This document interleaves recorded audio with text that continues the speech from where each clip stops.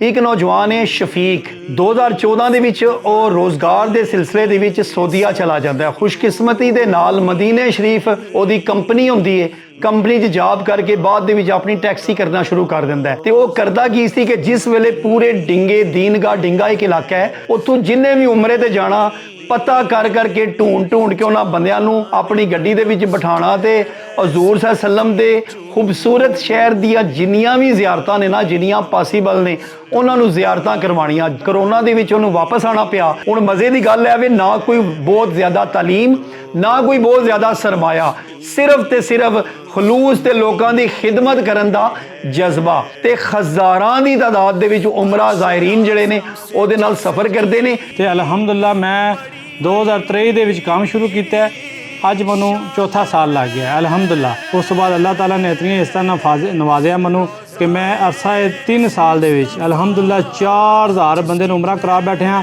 ਔਰ ਉਹਦੇ ਵਿੱਚ ਮੇਰੀਆਂ ਸਭ ਤੋਂ ਜ਼ਿਆਦਾ ਮਾਵਾਂ ਭੈਣਾਂ ਬਜ਼ੁਰਗ ਖਵਾਤੀਨ ਜਿਹੜੀਆਂ कह लो कि 50+ सारियाँ 70+ सारियां मैं उमरा कराया अल्हम्दुलिल्लाह। और मेरा रिकॉर्ड है कि मैं 105 साल बुजुर्ग नूं उमरा करवा के हैरोफीत वापस पाकिस्तान लैके आया अल्हम्दुलिल्लाह। जिस तरह मैं अपने माँ बाप की खिदमत करना, ऐसे तरह तुहाडे माँ बाप की खिदमत करांगा। तो मेरे अंदर ना जज्बात से कि या अल्लाह पाक मैनूं अपने हजूर दे सदके ऐसा ड्यूटी ला दे कि मैं तेरे और तेरे रसूल दे मेहमानां दी पाकिस्तान तो लैके वापसी पाकिस्तान तक खिदमत करा। मैं खुद नाल जाना क्योंकि मेरा ख्वाब है मैं हर उस बंदे की खिदमत करा जिहड़ा उमरे ते जांदा है। रोज़ा मदीने में है। कुछ लोग जिंदगी दे एक बारी जाते हैं, कोई 100 200 500 रुपया इकट्ठा करके किसी ने कमेटियां पाइयां ने।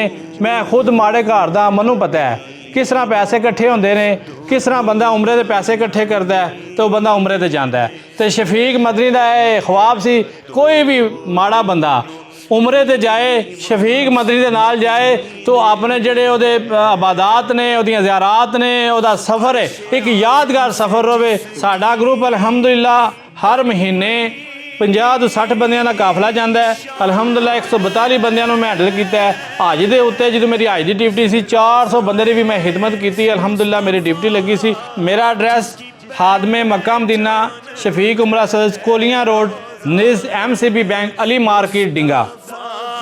जिसकी पहचान है जिसका हम पल्ला कोई। अस्सलाम वालेकुम नाज़रीन, मैं वां इरफान अदरीस ते तुसी वेख रहे हो न्यूज़ अलर्ट। अज दी कहानी जिहड़ी मेरे कोल आई है ना बड़ी मज़ेदार है।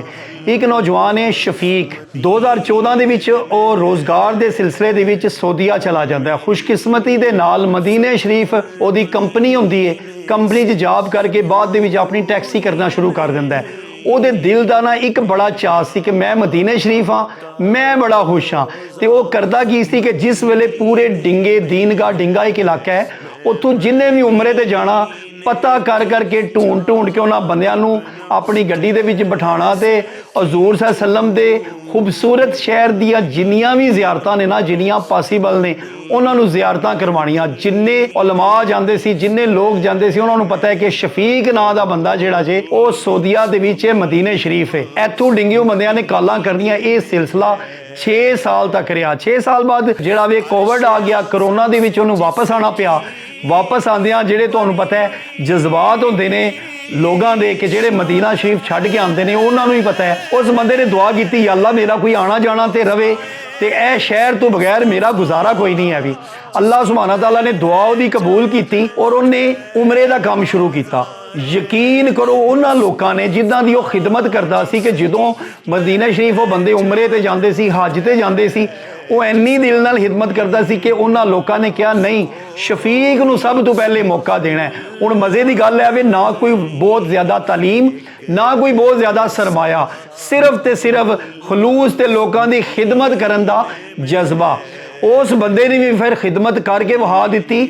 ਇਹਨਾਂ 4-5 ਸਾਲਾਂ 'ਚ ਕਮੋ ਬੇਸ਼ 4000 ਬੰਦੇ ਨੂੰ ਉਮਰਾ ਕਰਾਇਆ।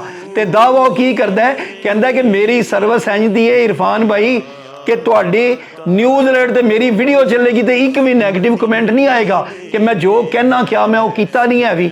ਲੋਕਾਂ ਨੇ ਉਹਨੂੰ ਆਪਣੀਆਂ ਮੁਹੱਬਤਾਂ ਦਿੱਤੀਆਂ ਔਰ ਅੱਜ ਉਸ ਬੰਦੇ ਨੇ ਦੀਨਗਾ ਡਿੰਗਾ ਦੀ ਸਭ ਤੋਂ ਵੱਡੀ ਜਿਹੜੀ ਹੈ ਨਾ ਉਹ ਕੰਪਨੀ ਬਣਾ ਲਈ ਹੈ ਤੇ ਹਜ਼ਾਰਾਂ ਦੀ ਤਾਦਾਦ ਦੇ ਵਿੱਚ ਉਮਰਾ ਜ਼ਾਇਰੀਨ ਜਿਹੜੇ ਨੇ ਉਹਦੇ ਨਾਲ ਸਫ਼ਰ ਕਰਦੇ ਨੇ। ਸਟੋਰੀ ਕੀ ਹੈ, ਉਹ ਕੀ ਸਰਵਿਸਾਂ ਦਿੰਦਾ ਹੈ, ਉਹ ਕੀ ਚੀਜ਼ਾਂ ਬੰਦਿਆਂ ਨੂੰ ਦਿੰਦਾ ਕਿ ਦੀਨਗਾ ਡਿੰਗਾ ਦੇ ਬੰਦੇ ਉਹਦੇ ਇਲਾਵਾ ਕਿਧਰੇ ਹਿਲਦੇ ਜੁਲਦੇ ਨਹੀਂ।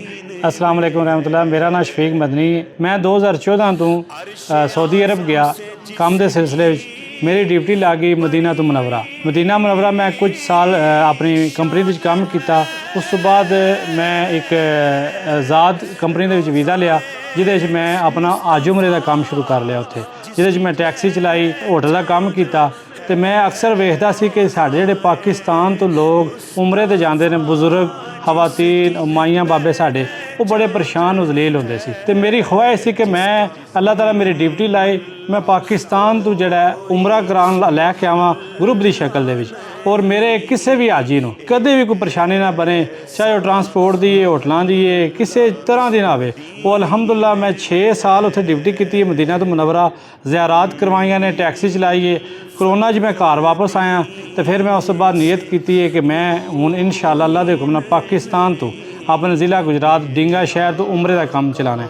तो अलहमदुलिल्लाह मैं 2023 ਦੇ ਵਿੱਚ काम शुरू किया।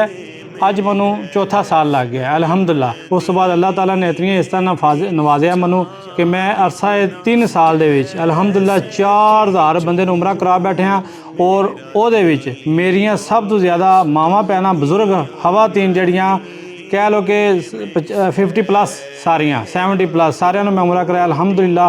और मेरा रिकॉर्ड है कि मैं 105 साल बुजुर्ग नूं उमरा करवा के हैरोफियत वापस पाकिस्तान लैके आया अलहमदुलिल्लाह। विजन जड़ा 2023 का उमरे का जी मेरी दुआ है अल्लाह ताला ने कबूल की। इंशाअल्लाह आइंदा भी मैं इस तरह ही खिदमत करदे रहना है। और ऐसे तरह तुहाडे माँ बाप की खिदमत करते हैं, जिस तरह मैं अपने माँ बाप की खिदमत करना, ऐसे तरह तुहाडे माँ बाप की खिदमत करांगा। मेरे बहुत ज़्यादा दोस्त अहबाब जिहड़े यूरोप तो ने, वो यूरोप दे विच बह के मेरी ड्यूटी लाते हैं कि मेरे अम्मी ने अबू ने उमरे ते जाना है, फुफो ने उमरे ते जाना है, उन्हां नाल कोई जा नहीं सकता। शफीक साहब तुहाडे जिम्मे लाना है। तो अलहमदुलिल्लाह ऐसे तरह ही उन्होंने लैके गया जिस तरह अपने माँ बाप की खिदमत करी दी है, ऐसे तरह उन्होंने की है। वो अलहमदुलिल्लाह कमेंटा में दसन दे भी शवाहद भी है ने जिस तरह अपने माँ बाप की खिदमत करी दी है, ऐसे तरह मैं उन्होंने खिदमत की है अलहमदुलिल्लाह। आइंदा भी जिन्ना जी मेरी ज़िंदगी है खादमे Mecca Medina travel and tour ये मदीना शरीफ तो लकब मिली है। सूफिया ने दिता है कि अहले मदीना जो मदीना की खिदमत करते हैं उन्होंने नाल लगता है खादमे मदीना। तो मैं पाकिस्तान तो शफीक अहमद गया सी। अल्लाह ताला ज़ात ने हजूर के सदके मनु मदनी बनाया है। अहले मदीना वाले मदनी होंदे ने ते सूफिया कहते हैं तुसीं अपने नां दे नाल मदनी लगाया करो। तो मैं अलहमदुलिल्लाह शफीक मदनी खादमे Mecca Medina travel and tour Shafiq उमरा सरस डिंगा। कैसे खींचूं मेरा दीन और दुनिया मदीना। मैं अलहमदुलिल्लाह मदीना विच रह के वेखदा सी कि एक बजुर्ग माँ बाप ने वो उत्थे गुम हो गए ने, उन्हां कोल ना कोई बैग है ना कोई किसी किस्म का उन्हां कोल कार्ड है। तो मेरे अंदर ना जज्बात से कि या अल्लाह पाक मनु अपने हजूर दे सदके ऐसा ड्यूटी ला दे कि मैं तेरे और तेरे रसूल दे मेहमानां दी पाकिस्तान तो लैके वापसी पाकिस्तान तक खिदमत करा। वो मेरा ख्वाब अलहमदुलिल्लाह 2023 दे शुरू होया है। जिन्ना चिर मेरी ज़िंदगी है इंशाअल्लाह मैं करदे रहना है। ये जड़ियाँ वो मेरी ख्वाब सी। मैं अलहमदुलिल्लाह 3 बैग दे रहा जिहदी निशानी है येलो कलर। वो मैं पाकिस्तान तो ऑफिस टू एयरपोर्ट, एयरपोर्ट तो ऑफिस यू टैंक बस अलहमदुलिल्लाह पूरे पाकिस्तान दे कोई नहीं दे रहा। मैं वो 0 मीटर बस दे रहा अलहमदुलिल्लाह। अगर बक्सा है या कोस्टर है तो 0 अंडा कोस्टर दे दी अलहमदुलिल्लाह। इतों ऑफिस टू लैके वापस ऑफिस तक यानी कि घर तो घर तक ठीक है। हर एयरपोर्ट से जाईदा लैके लाहौर इस्लामाबाद। उस तो बाद मैं कोई भी काफिला कलिया नहीं कदे भेजा, मैं खुद नाल जाना क्योंकि मेरा ख्वाब है मैं हर उस बंदे की खिदमत करा जड़ा उमरे ते जांदा है, अल्लाह दे अल्लाह दे रसूल दे मेहमानां की खिदमत करा। अज शफीक मदनी तुहाड़ियां दुआवां दे नाल तुहाड़ी सपोर्ट दे नाल एक ब्रांड बने अलहमदुलिल्लाह। तो तुहाड़ियां दुआवां दी और सपोर्ट की फिर जरूरत है इंशाअल्लाह। जान तो 2 दिन पहले तरबीत नशिस्त करी दी है, बड़े हाल दे भी साडे कोल हाल है। और उलमाए कराम आके उमरे दियां पाबंदियां उमरे रवानगी सफ़र सारे मामलात दसते ने शरी मुताबिक ठीक है जी। उस बाद असी तरबीत नशिस्त चाय खाना सारा कुछ हाजियां की खिदमत करी दी है। फिर 2 दिन बाद ऑफिस तो गड्डी साड़ी आमदी है यू टैंक बस ਠੀਕ ਹੈ, ਉਹ ਅਸੀਂ 에ਅਰਪੋਰਟ ਤੱਕ ਜਾਂਦੀ ਹੈ, ਜਿਹਦੇ 'ਚ ਮੈਂ ਨਾਲ ਖੁਦ ਹੋਣਾ ਮੁਅੱਲਮ। ਤਰਬੀਤ ਨਸ਼ੀਸ ਦੇ ਵਿੱਚ ਅਸੀਂ, ਕਿਉਂਕਿ ਅਸੀਂ ਕਮਿਟਮੈਂਟ ਕੀਤੀ ਹੁੰਦੀ ਹੈ ਪਾਸਪੋਰਟ ਫੜਨ ਤੋਂ ਪਹਿਲੇ ਕਿ ਅਸੀਂ ਤੁਹਾਨੂੰ ਮਰਦਾਨਾ ਹਰਾਮ, ਔਰਤਾਨਾ ਹਰਾਮ, 3 ਬੈਗ, 7 ਕਿਲੋ हैंड कैरी, एक पासपोर्ट बैग, एक जुत्तियां वाला शोल्डर बैग और किताबचा, ਇਹ ਅਸੀਂ ਹਾਜੀ ਨਾਲ ਕਮਿਟਮੈਂਟ ਕੀਤੀ ਹੁੰਦੀ ਹੈ।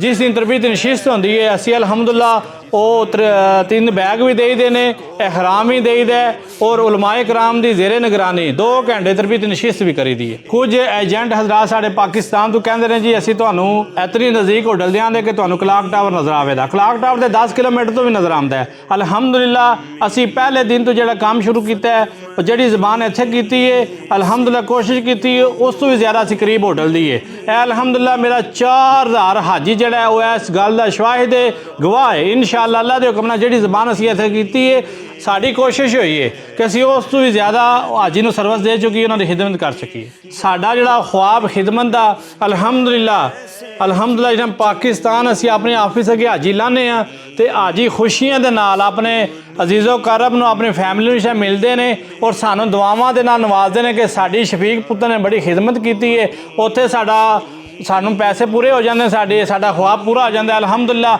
ਅਸੀਂ ਤੁਹਾਡੇ ਮਾਂ-ਬਾਪ ਦੀ ਖਿਦਮਤ ਆਪਣੇ ਮਾਂ-ਬਾਪ ਸਮਝ ਕੇ ਕੀਤੀ ਹੈ ਤੇ ਅਲਹਮਦੁਲਿਲਾ ਹੈਰੋਫੀਅਤ ਅਸੀਂ ਵਾਪਸ ਲੈ ਕੇ ਆਉਂਦੇ ਹਾਂ। ਜਿਹੜੀ ਟਰਾਂਸਪੋਰਟ ਦੀ ਸਰਵਿਸ ਹੈ ਸਾਡੀ, ਉਹ ਕਿਉਂ ਪੇਸ਼ ਆਈ ਹੈ ਕਿ ਅਸੀਂ ਅਲਹਮਦੁਲਿਲਾ ਰੋਜ਼ਾਨਾ ਜਾਈਦਾ, ਅਸੀਂ ਹਾਜੀ ਨੂੰ ਆਪਣੇ ਆਫਿਸ ਤੋਂ ਲੈ ਕੇ ਜਾਈਦਾ। ਏਸੀ ਵਾਲੀ ਬੱਸ ਦੀ ਹੈ, ਗਰਮੀਆਂ ਦੇ ਵਿੱਚ, ਸਰਦੀਆਂ 'ਚ ਹੀਟਰ ਦੇ ਦਈਏ। ਨਾਰਮਲ ਗੱਡੀ ਦਾ ਜਿਹੜਾ ਖਰਚਾ ਹੈ ਉਹ 25000 ਰੁਪਇਆ, ਠੀਕ ਹੈ।